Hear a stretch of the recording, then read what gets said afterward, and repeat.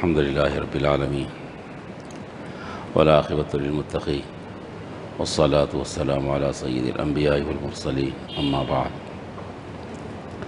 فقد قال الله عز وجل أعوذ بالله من الشيطان الرجيم بسم الله الرحمن الرحيم لقد من الله على المؤمنين إذ بعث فيهم رسولا من أنفسهم يتلو عليهم آياته ويزكيهم ويعلمهم الكتاب والحكمة وإن كانوا من قبل لفي ضلال مبين آمنت بالله صدق الله العظيم قال النبي صلى الله عليه وآله وسلم بعثت لأتمم مكارم الأخلاق أو كما قال النبي صلى الله عليه وآله وسلم اللهم صل على سيدنا محمد وعلى آل سيدنا محمد وبارك وسلم اللهم صل على سيدنا محمد وعلى آل سيدنا محمد وبارك وسلم اللهم صل على سيدنا محمد وعلى آل سيدنا محمد وبارك وسلم. ساتھیو، بزرگوں اور دوستو، رسول اللہ صلی اللہ علیہ وآلہ وسلم کی تاریخ ولادت میں اختلاف ہے. 9 کو ہوئی کہ 10 کو ہوئی کہ 12 کو ہوئی، اس میں اختلاف ہے. 9 ربیع الاول ہے کہ 10 ہے کہ 12 ربیع الاول، اختلاف ہے اس میں. البتہ مہینے کے بارے میں اتفاق ہے کہ ربیع الاول کا مہینہ تھا، اور دن کے بارے میں بھی اتفاق ہے کہ یہ پیر کا دن تھا. رسول اللہ صلی اللہ علیہ وسلم دنیا میں تشریف لائے. آپ کے بعثت کا مقصد کیا تھا؟ پوری انسانیت، پوری دنیا ضلالت میں، کفر میں، شرک میں، بدکاری میں، زنا میں، لوٹ کھسوٹ میں، قتل و غارت گیری میں پوری دنیا ملوث تھی. تباہ حال تھا، اور انسان اس حد تک گر چکا تھا کہ انسان حالانکہ اشرف المخلوقات ہے، اس کائنات میں انسان سے بڑھ کر کوئی اور مخلوق نہیں ہے. بہت بڑی مخلوق ہے، بہت بڑی عزت دی گئی اس کو. اللہ پاک نے فرمایا وَلَقَدْ كَرَّمْنَا بَنِي آدم، ہم نے بنی آدم کو مکرم کیا، باعزت بنایا. لیکن یہ عزت و شرافت کے باوجود یہ اتنا گر چکا تھا انسان کہ وہ درختوں کے سامنے، وہ دریاؤں کے سامنے، وہ آگ کے سامنے اپنی پیشانی کو ٹکا رہا تھا، وہ سورج کے سامنے اپنی پیشانی کو ٹکا رہا تھا، وہ ستاروں کے سامنے اپنی پیشانی کو ٹکا رہا تھا. گر گیا تھا انسان، ذلت کی آخری حدوں میں پہنچا تھا انسان. پوری دنیا امن کے لیے، عافیت کے لیے ترس رہی تھی، کوئی صورت نہیں تھی اس کے ساتھ. اس وقت میں اللہ رب العزت نے سرور دو عالم محمد رسول صلی اللہ علیہ وسلم کو بھیجایا دنیا کے اندر، اور فرمایا اللہ نے احسان کیا. لقد من اللہ نے احسان کیا جب اللہ نے ان کے درمیان میں محمد رسول اللہ صلی اللہ علیہ وسلم کو بھیجایا، تو بہت بڑا احسان کیا اللہ نے. اور یہ بھی فرمایا کہ اس سے پہلے یہ لوگ کھلی گمراہی میں تھے، کھلی گمراہی میں تھے. آپ کے آنے کے بعد میں پوری دنیا کا نقشہ بدل گیا. کس حد تک خراب تھا معاشرہ،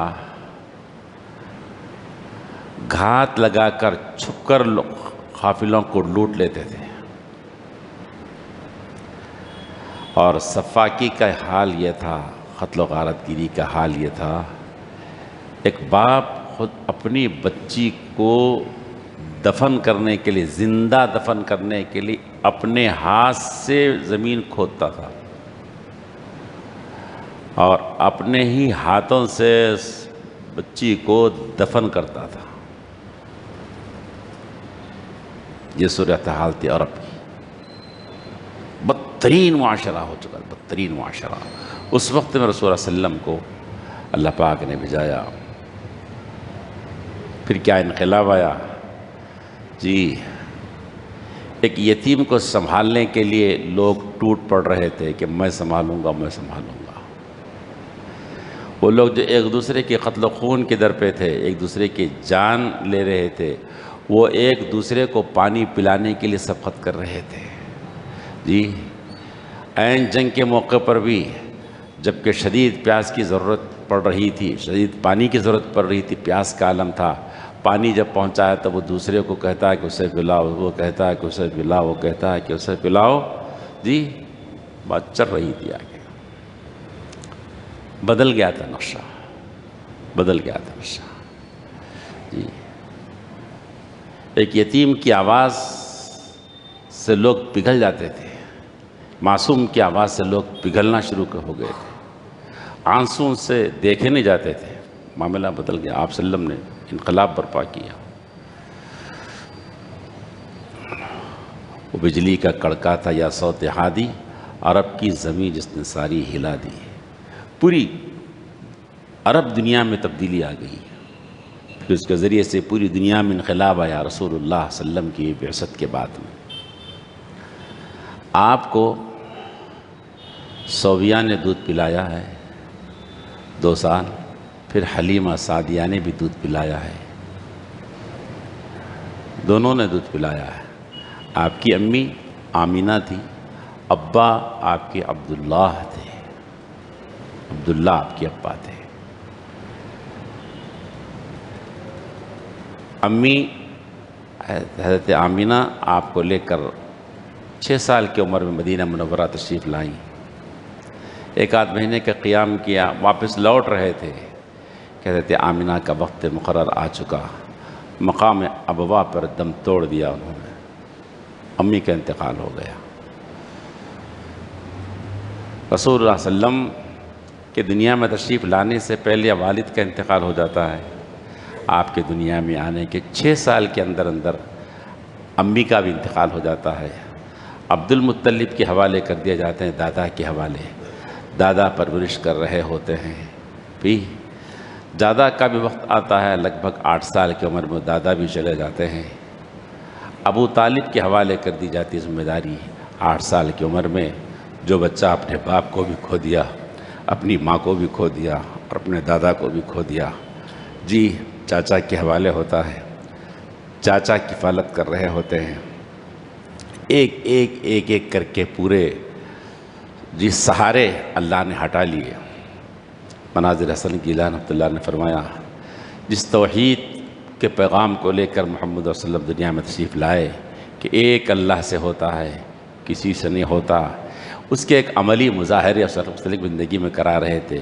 لوگ سمجھتے ہیں کہ ماں پالتی ہے، ماں کو ہٹا دیا گیا، لوگ سمجھتے ہیں کہ باپ پالتے ہیں، باپ کو ہٹا لیا گیا، لوگ سمجھتے ہیں کہ دادا شاید نگہبانی کریں گے، دادا کو ہٹا لیا گیا، لوگ سمجھتے ہیں کہ ابو طالب کریں گے، ابو طالب کو بھی ہٹا لیا گیا، سب ہٹا لیے گئے۔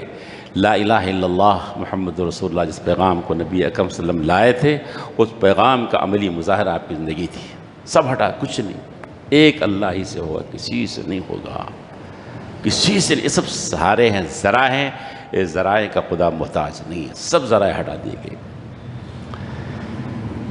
ابو طالب اپنے یتیم بچے کو لے کر تجارت کے نیت سے سفر کرتے تھے، وہاں راہبوں نے دیکھا اور دیکھ کر اپنی کتابوں کو پڑھا، کتابوں کو دیکھتے جاتے تھے اور رسول اللہ صلی اللہ علیہ وسلم کے چہرے انور کو دیکھتے جاتے تھے، اور انہوں نے کہا تھا یہ وہی ہے جس کی بشارت ہماری کتابوں میں دی گئی ہے، وہ پورے علامت ان کے اندر پائی۔ یہ سید المرسلین، راہبوں نے خبر دی، راہبوں نے، عیسائیوں کے بڑوں نے خبر دی، یہ محمد رسول اللہ ہے، یہ سید المرسلین ہے، راہبوں نے خبر دی۔ آپ کی زندگی میرے دوست و بزرگوں تجارت کے اندر، معاملات کے اندر بالکل کھری اور صاف تھی، کھری اور صاف تھی۔ ایک صاحب سے آپ کا معاملہ ہوا جی، آپ نے کسب معاش کے لیے دوستو تجارت کا انتخاب کیا، تجارت کاروبار کو بنایا، کسب معاش زندگی گزارنے کے لیے آپ نے کسب معاش تجارت میں ایسے ہی کودنے گئے، رسول اللہ ایسے ہی آنے گئے، آپ کو تجربہ ہوا، ابو طالب کے ساتھ شام کے سفر میں تھے، آپ تجارت کو قریب سے دیکھا، آپ نے کچھ اندازہ ہوا آپ کو جی، کچھ دیکھ ریکھ ہوئی تجارت کو، اس کے بعد آپ نے تجارت کو اختیار کیا. آپ نے رزق کے زیادہ تر دروازے تجارت میں کھلے ہوئے، نوکریوں میں نہیں. آپ نے تجارت اختیار کیا، اور معاملہ تجارت میں اتنا صاف تھا، اتنا صاف تھا، اتنا کھرا تھا. ایک صاحب سے معاملہ ہوا، کچھ باقی رہ گیا. وہ صاحب کہا کہ میں آؤں گا، پھر بقیہ کر لوں گا، آپ ٹھہریے میں آؤں گا. وہ چلے گئے. 1 دن گزر گئے، 2 دن گزر گئے، 3 دن گزر گئے. تو یاد آیا تو آئے اور آ کر کہا کہ ارے میں بھول گیا تھا. آپ نے کچھ بھی نہیں کہا ان سے. بولے تم نے مجھے زحمت دے دی. مجھے 3 دن آپ وعدے کے اوپر قائم رہے کہ آپ ٹھہرو، تو ٹھہر گئے. آپ معاملے کے صاف تھے آپ. اور امانت داری کا اور امانت داری کا حال یہ تھا کہ عرب کے اندر آپ کی امانت داری کے چرچے تھے، اور آپ کو لوگوں نے امین کا لقب دیا تھا. کس نے دیا تھا؟ کفار نے دیا تھا، مشرکوں نے دیا تھا. یہ امین، امانت دار. آج ہماری امانت داری کو ہمارے اپنے بھی قبول کرنے کو تیار نہیں. اور رسول اکرم صلی اللہ علیہ وسلم کو امین کا لقب مشرکین نے، کفار نے دیا تھا. یہ امین، امانت دار شخص. اور کتنی امانت داری اور کیسوں کے ساتھ امانت داری. ہجرت کا موقع ہے، سفر کرنے کے لیے نکلنا ہے. رسول اکرم صلی اللہ علیہ وسلم کو اپنے گھر سے نکلنا ہے. لوگ تلواریں سونت کر کھڑے ہوئے ہیں. اب گھر سے نکلیں گے تو مار دیں گے. لیکن اس وقت میں آپ کو اپنی جان کی فکر سے زیادہ ان لوگوں کی امانتوں کو واپس کرنا تھا. تاریخ انسانیت میں ایک مثال بھی شاید نہیں مل پائے گی کہ وہ شخص جس کو قتل کرنے کے لیے لوگ ٹھہرے ہوئے، ان قاتلوں کی امانت اسی کے پاس ہے، اور وہ امانت لوٹانے کی فکر کر رہا ہو، اور نصیحتیں کر رہا ہو، وصیتیں کر رہا ہو، سمجھا رہا ہو سیدنا علی رضی اللہ تعالیٰ عنہ کو، یہ فلاں کی امانت ہے، اس کو دے دینا ہے، فلاں کی امانت ہے، فلاں کی امانت. میرے دوستو، امانت کے اوپر بول لینا، انسانی حقوق کا قائم کرنا، انسانی حقوق کے ادارے قائم کر کے اس کے اوپر پیسے خرچ کرنا، اس کے اوپر محکمے بنانا، اس کے اوپر کانفرنسیں کرنا، اس کے اوپر تقریروں کا کرنا، مقالوں کا لکھنا، کتابوں کا لکھنا ایک الگ چیز ہے. محمد رسول اللہ وسلم نے عمل سے مثال پیش کر دی کہ قاتلوں کی امانت بھی تمہارے پاس ہے. وہ جو تمہارے خون کے در پہ ہیں، تم ان کی امانت تم واپس کر دو. یہ امین، عرب کا امین، دنیا کا امین. ایسی امانت دار کو دنیا نے نہیں دیکھا. اور آپ کی امانت داری اور آپ کی صداقت کا یہ حال تھا محمد عربی صلی اللہ علیہ وسلم کی امانت داری صداقت کا.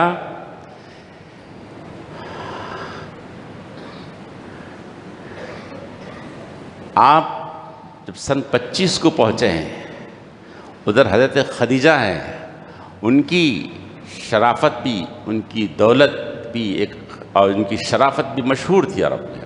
ان کو عرب کے بڑے بڑے عمراؤں نے پیشکش کیا نکاح کے لیے. وہ بیوہ تھی، 2 شوہروں کا انتقال ہو چکا. ایک نے 2 مرتبہ بیوہ ہو چکی تھی، لیکن وہ خود سرور دو عالم صلی اللہ علیہ وسلم کی امانت داری سے متاثر ہو کر اپنا پیام بھی جاتے ہیں. امانت داری سے متاثر، حالانکہ آپ صلی اللہ علیہ وسلم بس کچھ نہیں. آپ صلی اللہ علیہ وسلم نے بیوہ سے نکاح کیا. یہ سرور دو عالم صلی اللہ علیہ وسلم کی سیرت ہے. آپ بیوہ سے نکاح کرنا معیوب سمجھا گیا، معیوب سمجھا گیا. اور ادھر دیکھو خدیجہ کی سیرت کو بھی دیکھو. سرور دو عالم صلی اللہ علیہ وسلم جو کہ یتیم ہیں، جس کے آپ صلی اللہ علیہ وسلم پاس کچھ ہے نہیں، لیکن امانت داری اور آپ کی شرافت سے متاثر ہو کر نکاح کا پیغام پیش رہے ہیں.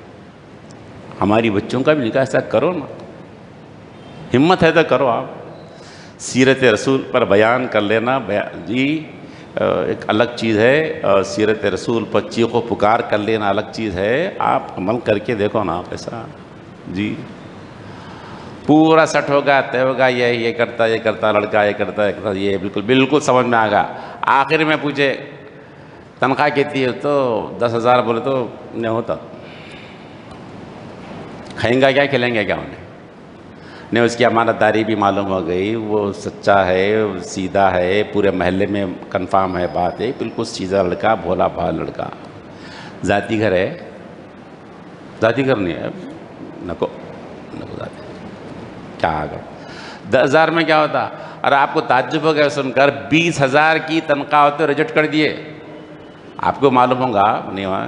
بولے ہمارے ڈرائیور کی تنخواہ ہم دے رہے ہیں 12,000 روپے، 20,000 میں کیا کھلاتا ہوں انہیں؟ بولے وہ بچی فون کر کے بول رہی، کیا بول کے معلوم ہے لگانے والے کو، مول صاحب ہمارے اماں باپ نہیں سن رہے ہیں، تنخواہ لے کے بیٹھے ہیں، میں تو ڈرائیور سے نکاح کرنے کو تیار ہوں۔ بولے صورتحال میری ہے، ہاں اماں باپ سمجھ رہے ہیں کدھر کی اماں باپ۔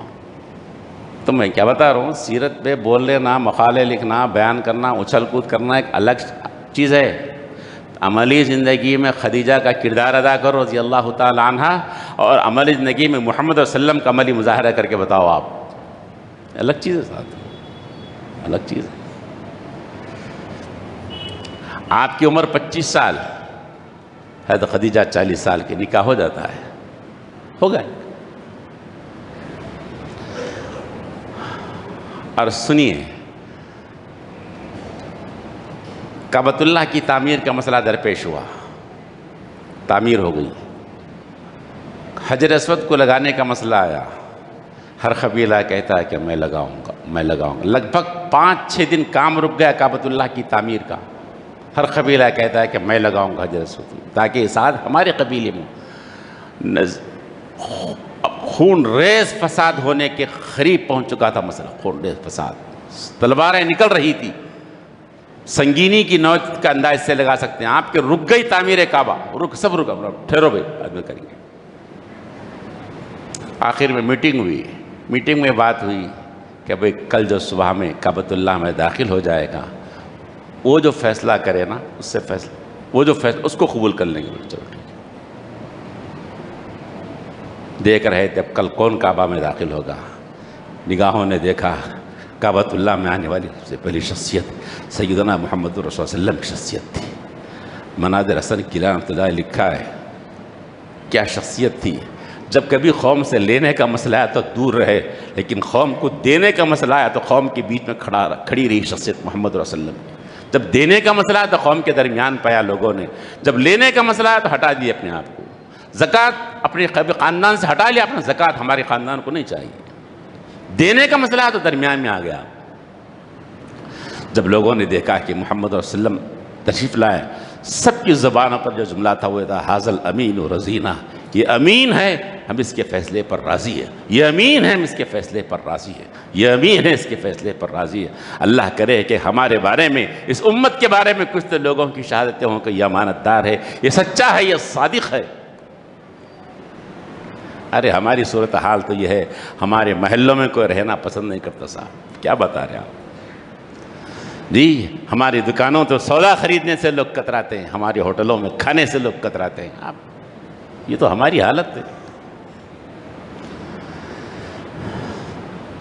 آپ نے فیصلہ کیا، کیا سچا فیصلہ تھا، چادر منگائی، حجر اسود کو رکھا، تاکہ ہر قبیلے کا آدمی چادر کو پکڑے۔ کتنا حکیمانہ فیصلہ تھا، کتنی حکمت آپ صلی اللہ علیہ وسلم کو دی گئی تھی، کیا فیصلہ تھا دانشمند، اللہ اکبر۔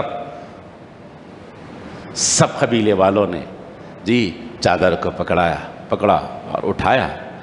جب وہاں اس مقام تک پہنچے، سیدنا محمد رسول اللہ علیہ وسلم نے اپنے ہاتھوں سے اس کو لیا اور حجر اسود کو اپنے مقام پر رکھا، لڑائی تھم گئی۔ سوچو اس شخصیت کی امت ہے جس نے قبیلوں کی لڑائی کو، قبیلوں کی خون ریزی کو بچایا تھا جی، لڑائیوں کو چکایا تھا، ختم کیا تھا۔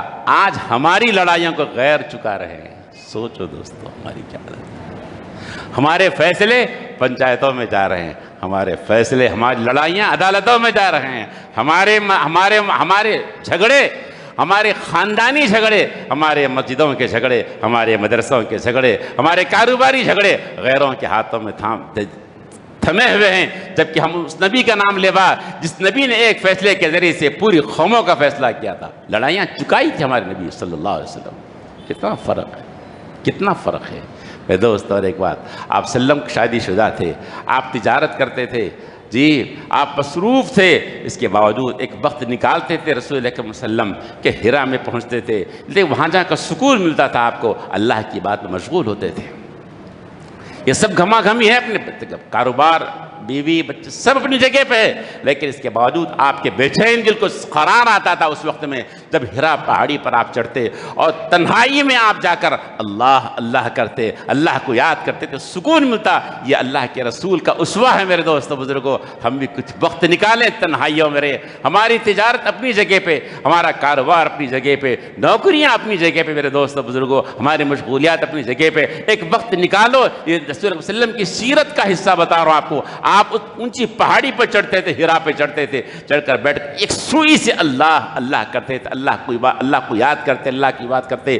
وہ وہی مقام تھا جہاں اللہ کے نبی صلی اللہ علیہ وسلم کو نبوت سے فراز کیا گیا۔ جی جبرائیل امین وہیں آتے ہیں جہاں ایک سوئی سے اللہ اللہ کر رہے تھے سیدنا محمد صلی اللہ علیہ وسلم، وہاں کر آپ کو جی کہتے اقرأ بسم ربک الذی خلق خلق الانسان من علق اقرأ وربک الاکرم الذی علم بالقلم۔ پڑھو اپنے رب کے نام سے، پڑھو اپنے رب کے نام سے پڑھو، وہیں سے نبوت کا آغاز ہوتا ہے، نبوت کا آغاز۔